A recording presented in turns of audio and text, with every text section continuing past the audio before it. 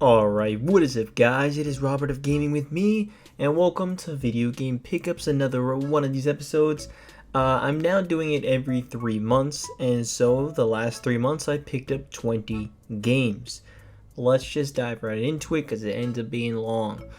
So let's check it out. The first video game that I picked up is Yakuza. Oh, wait, no, this is not it. Yakuza Kiwami 2. This is actually what it's supposed to be. I picked up Yakuza 0 off my shelf. I meant this one. Yakuza Kiwami 2, I believe, is a it's a remake of Yakuza 2, if I believe so. And it's, you know, I think the second one came out originally at PS2, I believe, and so they remade it or remastered it for PS4 under the, I believe, the Yakuza 0 engine. Or however that works, and I'm looking forward to playing it. I loved Yakuza Like a Dragon so damn much. It was such an amazing game that it made me want to just go and say, you know what? Yeah, that game was good enough where I want to play every game in the series. So here it is, Yakuza Kiwami 2. There it goes. Not bad. Second game I picked up was Life is Strange True Colors. So I did play this game and finish this game, which I actually really enjoyed it. If you don't know how the Life is Strange games work, they're very story narrative driven games with a lot of just kind of choices that affect the narrative. It's not very heavy in terms of gameplay mechanics, but you're usually controlling these characters and interacting with different characters around you, developing relationships that involve and change the story. I have not played Life is Strange 1 and 2. I played some of Life is Strange 1, but it's on my backlog. I gotta finish it. But this one looked really good. It's kind of more standalone. They don't call it Life is Strange 3 or something like that. So I really enjoyed it. I think the characters were really good. In the world, it had this really nice thing, and with some really good twists and turns that I was not expecting. And by the end of it, I was quite satisfied. It's a really good story, really strong narrative. That's one of the better ones for video games. The third game I picked up was Sonic Rush Adventure. I'm saying this name wrong. So Sonic Rush Adventure is a game that is the sequel to Sonic Rush. I have not actually played the original Sonic Rush, but I will one of these days alongside this game. And so I am looking forward to checking it out. You know, you have both the cartridge and manual. These DS games apparently for Sonic were really good, and they kind of are overlooked in the grand scheme of Sonic games, because a lot of people think of the 3D games that came out during this generation, but the 2D side scrollers apparently are really high in quality compared to what you would normally expect, I could say. So I'm definitely looking forward to the handheld Sonic games, see how they work. The fourth game I picked up was Final Fantasy 13. So Final Fantasy is a franchise I very much want to get deeper into. I've played 6 and 15, two very drastically different games, but both I believe. Oh my god, Jesus! Yeah, this actually came with multiple discs, which is crazy to think about for the 360. It wasn't very often that it happened. But yeah, Final Fantasy 13. This game also can be played on the Xbox Series X, which is where I'll eventually, one of these days, play it. I want to get into this one. I've heard a bunch of controversial things about it. Some people love it, some people don't like it. And that's just kind of encompasses every single game in the world when I just realized saying that. But you know what? It is what it is. But I do want to check it out. There's definitely certain Final Fantasies that I want to check out. I won't check out every single one, but this is on the list and I do want to play it. Fifth game I picked up was WarioWare Get It Together. This is a game that I played and finished, but as with a lot of WarioWare games, while you finish the story and see the credits through, you want to continue to play these mini games over and over again and get the higher score and perfect them, which is what I have been doing. I really do enjoy this. There's a lot of also side content that's also really cool.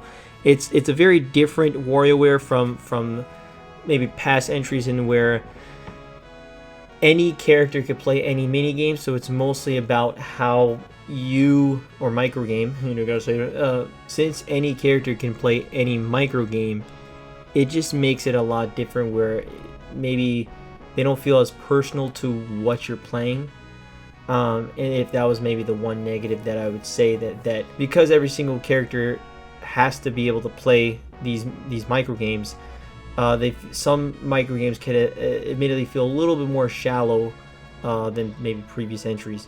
But I regardless really enjoyed it. It's a ton of fun, and I definitely want to continue to play more. The 6th game that I picked up was The Legend of Zelda Breath of the Wild, one of the greatest video games of all time. I have played this game on Nintendo Switch when it came out, but I always did want to own a Wii U version. If you know me, and if you don't, watch my video on my favorite video game console of all time, and that is the Wii U. The Wii U was specifically, not maybe because of its actual library, but the console itself and what you're able to do on the console made it as my favorite so far. And so I always wanted to have Breath of the Wild on my favorite console of all time, which was the Wii U.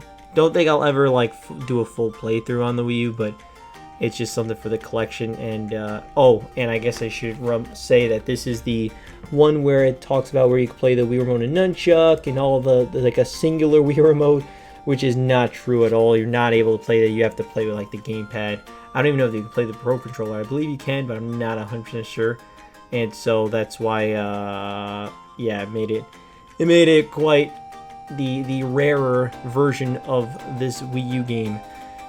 If you have the misprint, it's just a little bit more pricier, so I was like, well, I'm going to get that before it rises in price. The 7th game that I picked up was Battlefield 2042 for the Xbox Series X. This is already a pretty disappointing game. I got this pretty damn cheap. I really thought there was a single-player campaign to this game. I didn't know it was only multiplayer, and I can't believe they did that. I mean, they charged us $70 for this game when it first came out. I bought this for probably, I think, 10 to 15, I believe. Something like that. I don't 100% remember. Yeah, I just looked it up. I paid $12 exactly for a brand new copy. And, obviously that means this game didn't do very well, especially having it do that. I'm sure it did well in terms of, like, everyday sales, but for Battlefield and what EA was expecting, it didn't do that type of numbers. And, when I played of it, I actually... didn't mind it. I was enjoying it, but it's really not nearly as maybe expansive as I maybe would have thought. And to think they charged $70 for this is pretty ridiculous, if I'm being honest with you. I really thought there was a single player campaign to this. There's not. It's only multiplayer, and the multiplayer isn't as expansive as you would have thought. The 8th game I picked up was Tales of Arise for the PlayStation 5. I beat this game. I actually did finish this game not too long ago, let's say about 3-4 weeks ago, and I had a really good time with it. In fact, when I was first playing it, I was like, damn, this game is greatness. Like, it is awesome.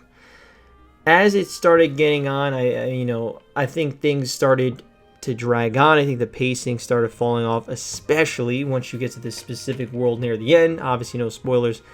But, man, it falls off a goddamn cliff in terms of pacing, where, I mean, for a good, I want to say 7+ hours that you're just doing shit. and I mean, it really falls off towards the end of this game to me. It has a strong ending, but there's some really major pacing issues in this game that it's kind of hard to recommend if you're gonna swallow, a 40-50 hour game. I don't know. Like, the combat is really fun when you get into it. Like, when you really start to do the loop of the combat, man, it is addicting and fun. It is actually visually, it's one of the most beautiful games I think I've ever seen, and I really do believe that when I say that. Some of the worlds are just absolutely gorgeous in design that you're like, oh my god, this is nuts. The music is also really good. But man, it's hard to recommend when so many hours for the later half of the game could get really halted in pacing, and that could be quite frustrating. But overall, it's still a good game, but man, it could have been fantastic if they just really cut it down and just I don't know, like that last half, they had to rethink about it. They had to really go back into the lab and redo that last half. If I mean, the last 25%, let's say, and that it really becomes a crawl. If I'm being honest with you. The 9th game that I picked up was Brutal Legend for the Xbox 360. I don't know if you could play this on Xbox Series X. I kind of feel like you can. It's Double Fine, which they own the studio, so I feel like maybe. I don't actually really know, to be honest with you. But this is a game where I remember my stepdad playing, and I remember looking at it and thought it looked really damn cool. It's Jack Black starring in a Tim Schafer game, and that just sounds pretty cool. Like it's a very unique style looking game, which is what a lot of Double Fine games are. So I do want to play it, do want to check it out. Published by EA, which is interesting. But yeah, I definitely want to check this out one of these days. The 10th game that I picked up was Deathloop, a game that I literally just finished yesterday. This is a really good game. Really, I would say it's a great game where you're essentially in a time loop. You play as this guy named Colt, who has to take out 8 visionaries and in one day. But after every day, you loop back to the start of the day. But and then you kind of have to essentially follow these leads, these clues to find out how you could take out all 8 in one day. And it's a really great game. It really is. It kind of unfortunately gets a little repetitive towards the end, so it kind of stops it from being potentially to me a top 10 worthy game. Where it was actually considered for a lot of Game of the Years when it came out in 2021, which is kind of surprising to me, if I'm being honest with you. I don't think this is top 10 worthy, especially in a year with so many amazing ass games. This wasn't a game that I would say was amazing, but it was great. So it is a solid at least 8 out of 10 for sure. But it's just unfortunately things do get repetitive, especially the latter few missions where you're just like, man, you were really on the ball with just these really cool mission structures, and then they just kind of falter in some ways, having you going back and forth to the same location maybe way too many times. But overall, it's a great game, and I do recommend it. The movement is really fun, and it's definitely one of Arcane's best games, to be honest. I'd say it's one of Arcane's best, but to be fair, it's not like I've played a ton from them, so I could be totally wrong. On to the next stack. The 11th game that I picked up was Killzone Trilogy for the PS3. I haven't played like any of the Killzone games other than Shadowfall for like 10 minutes, like the multiplayer at one point. But this is a game that I do want to check out this series. I really enjoy my first-person shooters, and this is a first-person shooter franchise that I am curious to check out, that I do want to check out personally and see how it is. And it's from Guerrilla, the guys that do Horizon nowadays. But this was their first-person shooter baby, so I am curious to see what it was like. The 12th game that I picked up was Manhunt 2 for the Wii. Manhunt 2 is a game where you play as a serial killer, murdering everyone else, or I guess it's not, well, you are a serial killer to be fair, but I guess you're some dude that's just trying to kill people for some specific reason. I think it's like I forget, the devil, something like goes wrong, some experiment goes wrong, and you end up killing them, becoming a killer, some crazy shit like that. I don't really know. Regardless, this is one of the most controversial games of all time from Rockstar Games. I picked up the Wii version because apparently this is like the best console version. You know, you have some funny motion control kind of things that are going on, but it's also in terms of like versus the PS2 version, this has widescreen support and just overall looks like a much cleaner image than the PS2 version. And so I was like, all right, I love the Wii, and this is such a standout title for the Wii. You know, I would say it's a standout title for any console you're on. Playing as a serial killer and murdering him in crazy ways is definitely interesting. I don't know if you're playing as a serial killer or there's a reason why you're killing. I forget, but it's like you're under some type of experiment spell something. But regardless, Manhunt 2 for the Wii. The 13th game that I picked up was Hotel Mario for the Philips CDI. Now this is a game that super cool, that is just truly gaming history. The fact that you have the Philips CDI, you know, this partnership from Nintendo, because they fell out with Sony with, instead of doing the Nintendo PlayStation, they eventually signed a deal with Philips, and they ended up doing like some licensing their franchises to Philips for the CDI console for a few things. And you have like 4 Nintendo games, which is Hotel Mario, and then the 3 Zelda games. All of them not very good apparently, but I do want to I like at least owning them. I don't know if I'm ever gonna like actually play this game, to be honest with you, but like it's cool to have it in the collection. This is one that's just gaming history. There's certain games that I'll pick up that are just like, I don't think I may ever touch them, but it's gaming history. I would like to play it, but that means I'll also have to pick up a Philips CDI, and there's apparently not a ton of them out there that are truly working, so it's very tough to truly play this game without maybe emulating it. But yeah, but it's cool to have some weird Nintendo agreement in my hands. It's very strange. It's such a weird, quirky piece of gaming history that I like to have. The 14th game that I picked up was Star Wars Episode 1: The Phantom Menace for the PlayStation 1. I want to play the Star Wars movie games. There's not a ton of them. It's like Episode 1, 2, and 3. The essentially from the prequel trilogy. So I do want to at least play them, and I don't expect them to be very good, but it is like a part of that licensed game era that I would like to check out, and it's very interesting. So I do want to at least play this game and play through the Star Wars movie tie-in games, because I think they would make for good back of the backlog episodes, I gotta say. The 15th game I picked up was Parasite Eve for the PlayStation 1.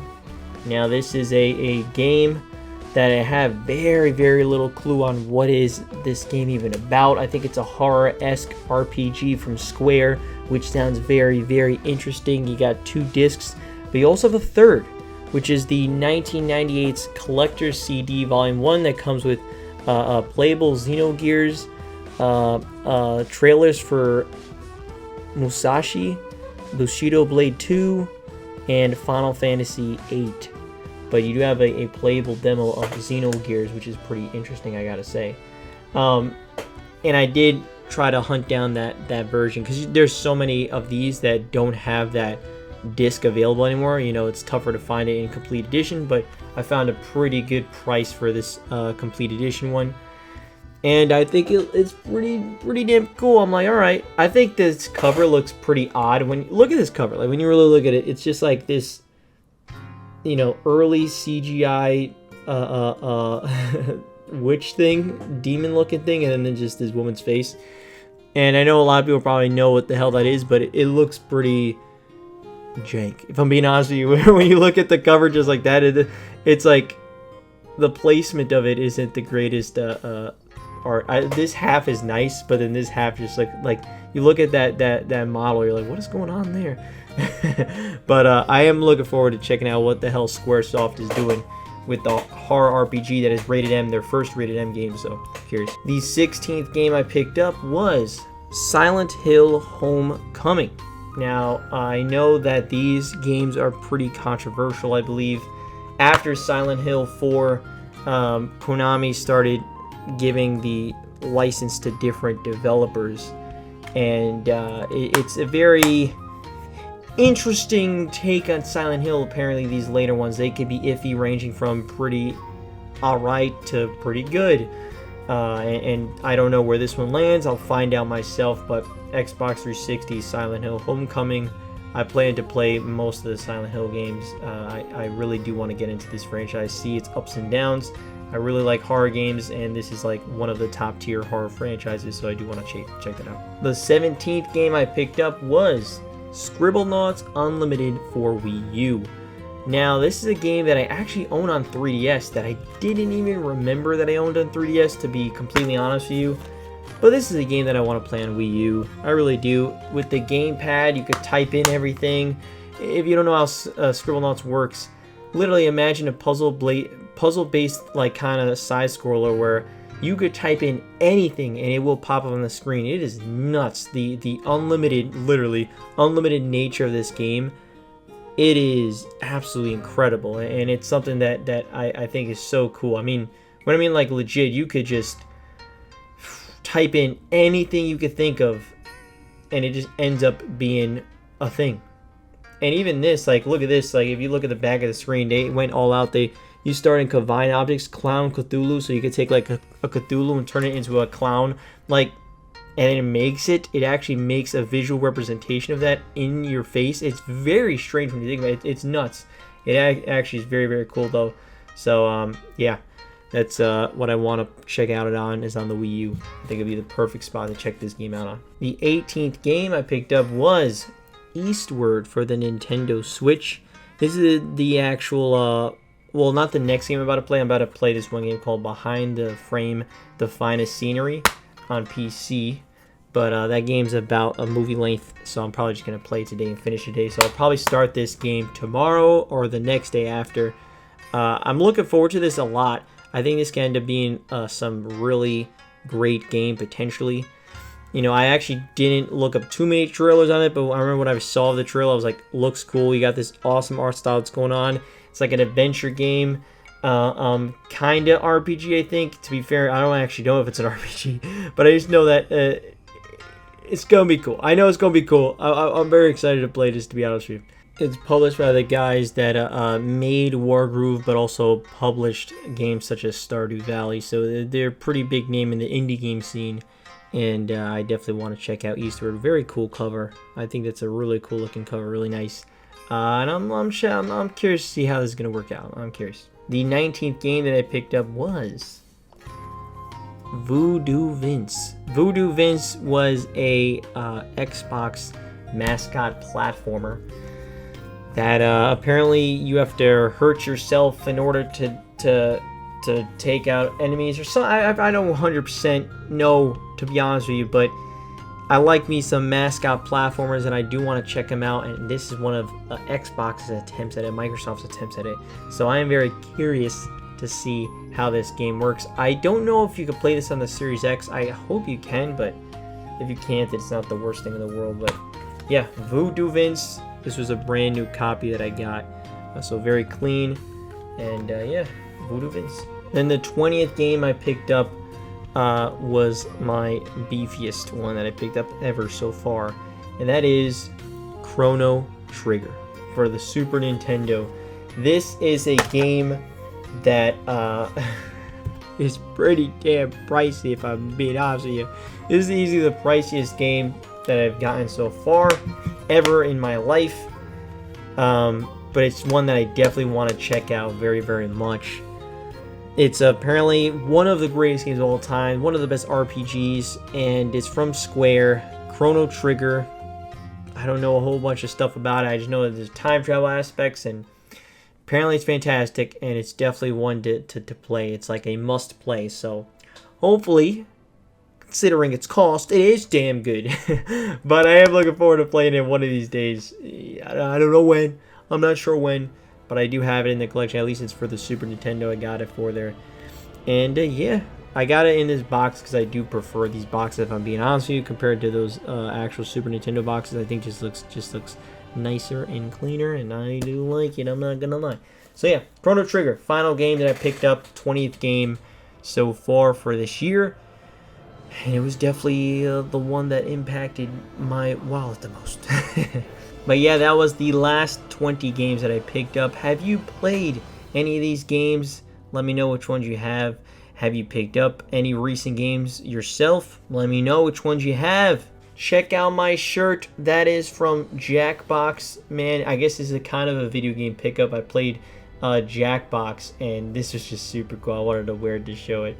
But yeah, it's very funny. You could play Jackbox and order shirts. So this is not a video game pickup, but it is a video game related pickup, and I thought it was pretty funny. But yeah, so thank you so much for watching. Like I said, let me know what kind of games you've been picking up, what you've been playing. Let me know. And any of these games you've played, any of them really good, any of them really bad, Let me know down in the comments below, and I'll see you all next time. Peace. Even if they don't like it, at least they hear in the heart. Knowing that I'm improving and actually trying to go far. I'm telling myself that one day that this shit gon' work out. I'll be driving home for work, ready to throw in the towel. Is it normal at all to cry while driving home alone? Radio blast and emotions grown, is that depression shown? Second guessing motions of life, am I really doing it right?